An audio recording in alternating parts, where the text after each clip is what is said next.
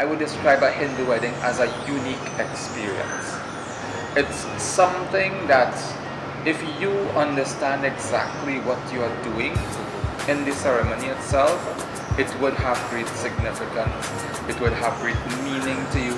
And if it is you go to a wedding where you understand what is happening, it would make you greatly appreciate, what the wedding is all about. According to Triniview, the Hindu ritual is perhaps the oldest one in the world today. Many of the traditions have lasted for countless number of years. However, how did the Hindu ritual start in Trinidad and Tobago? According to Pundit Vinay, Hindu weddings started because of the need itself for social acceptance of married couples in Hindu rites. In Trinidad, we adopt many of the traditions of India to suit the local landscape, so there were many little differences. After finding out the history, we found out the most important rituals a Hindu wedding takes and the reasons behind it. Speaking to us about them is Pandit Vinay. Panigrahan means the giving of the hand, and that is where the Dulahin's hand, a loya, would be placed with some wealth in it. The mother and father's hand would be placed beneath hers, and then the Dulaha would be waiting with his hands open to receive her hand in marriage. Only after the promise has been made by the parents, the mantras have been chanted, and the parents then remove their hands and her hand would be placed in his. And at that point we have the grantbandhan, the tying of the knot. And in Hindu marriages we have a physical knot that we tie where a cloth is tied from the Dulahin to the Dulaha, and a knot is physically made to show that they are tied together for life. The power which is walking around the fire. Now the walking around the fire signifies untying one set of relations and binding another set of relations. So as the Dulahin and Dulaha walk around the fire, what they are doing is that the responsibilities of the parents are given up. At that time, they are both declared to be responsible for each other. You see, prior to that, they were little children or considered to be children in their homes. Now, he is going to be a man, she's going to be a woman, and they have to take care of their family. Long ago, they went back into the extended family situation. Nowadays, mostly we have the nuclear family.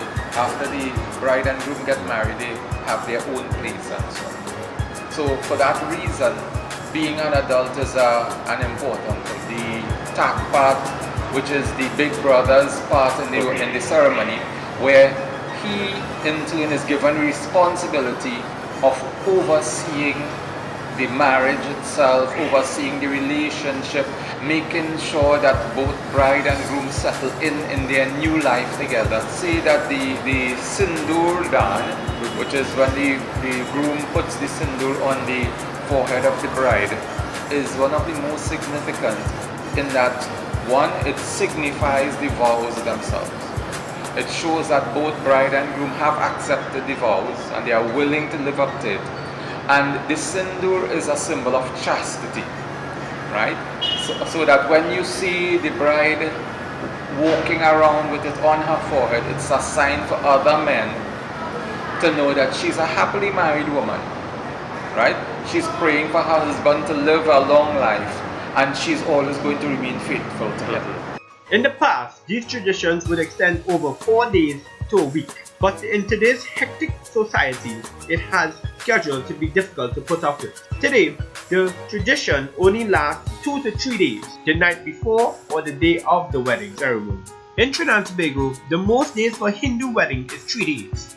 After, we interviewed Auntie Kulz to find out how Hindu weddings took place back in her day.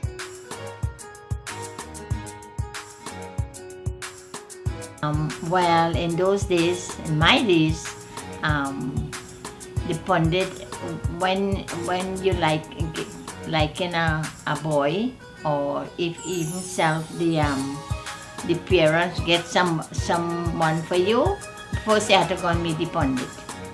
And when you go to the pundit, he will go to his books and see if my planet and the boy plan it, be good for both of us. Time change now because the children nowadays is not like long time, because long time children have to listen to their parents. Now children don't listen, they're doing their own thing. Understand the old heads long time, they believe in their rituals.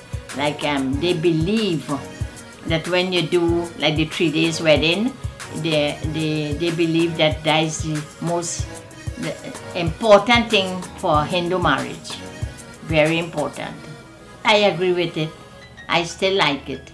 But nowadays children, they say it's too much work and there's too much long time thing, and you have to fast and all these things, and they don't want to fast. Then we interviewed Sasha and Shivan to find out how Hindu weddings are currently being taken place.